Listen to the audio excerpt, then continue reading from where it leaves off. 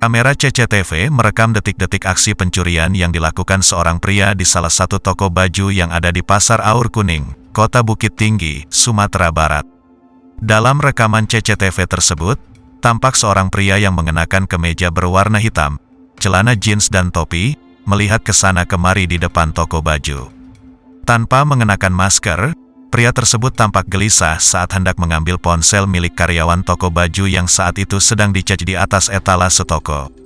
Dirasa kondisi sekitar telah aman, pria itu langsung mengambil ponsel tersebut dan membawa lari dari toko baju.